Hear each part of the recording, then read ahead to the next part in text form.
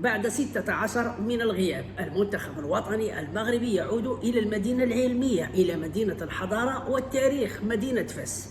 المنتخب الوطني المغربي آخر مباراة خاضها على ملعب فاس كانت أمام المنتخب الكاميروني، أمام أصدقاء صامويل إيتو، بعدما فازوا علينا بثنائية نظيفة. اليوم بشكل جديد، بشكل مختلف، بمنتخب خرافي، بمنتخب عالمي، نعود إلى مدينة فاس بوجوه جديدة، بمنتخب وصل إلى نصف النهائي كأس العالم، وهذه المرة أمام منتخب تونس والمنتخب البنين في مباريات ودية. لكن أين هي التذاكر؟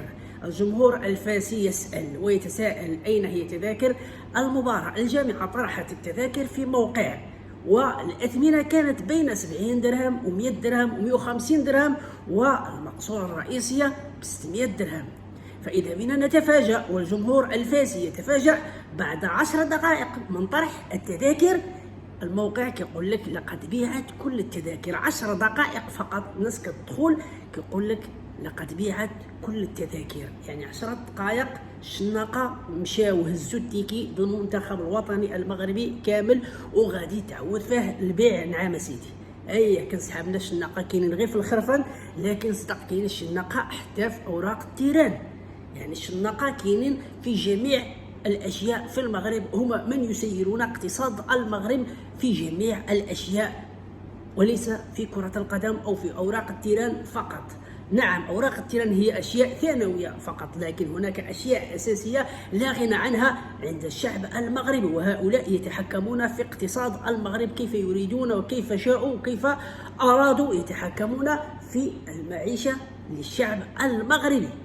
أما كرة القدم فهي أشياء ثانوية، حتى إذا ما وجدت التيكي ماشي مشكل تمشي تتفرج في التلفازة كباقي المباريات السابقة. بالنسبة للمشجع المغربي وللمشجع الفاسي على وجه الخصوص الذي انتظر المنتخب الوطني المغربي لمدة 16 سنة وهو ينتظر أن يأتي المنتخب ليلعب أمامهم.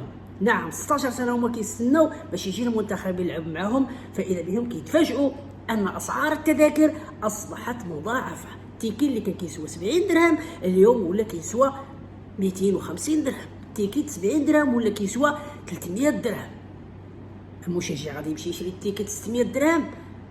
ما يقدرش. هادو هما التيكيات اللي باقيين في الموقع، هما التيكيات تاع 600 درهم تاع الطبقه الغنيه، تاع الطبقه البرجوازيه. اما التيكيت 60 درهم، التيكيت 70 درهم والتيكيت 100 درهم فراه طار، راه مشى عند صحاب الشناقه كيعاودوا فيه البيع.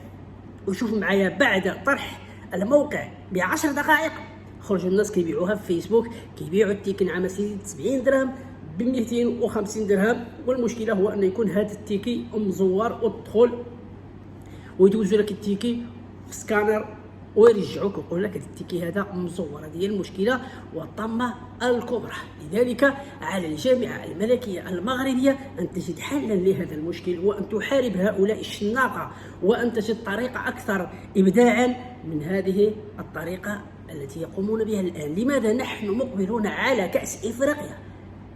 شهر 12 عندنا كأس إفريقيا، فإذا وقع هذا المشكل هذا في كأس إفريقيا، وبقت هاد البعثرة هذه في كأس إفريقيا، وهاد التخربيق هذا في كأس إفريقيا، فصراحة غادي تكون كارثة، غادي تكون كارثة بالنسبة للمنتخبات الأخرى وللمنتخب الوطني المغربي، وغادي تكون واحد الفضيحة وواحد الشوهة عالمية في تذاكر المنتخبات الوطنية. راحنا مقبلين على كأس إفريقيا وكأس العالم، يجب على الجامعة أن تعيد إعادة النظر في توزيع وفي بيع تذاكر المنتخبات الوطنية، لأن الشناقة خصنا نحيدوها.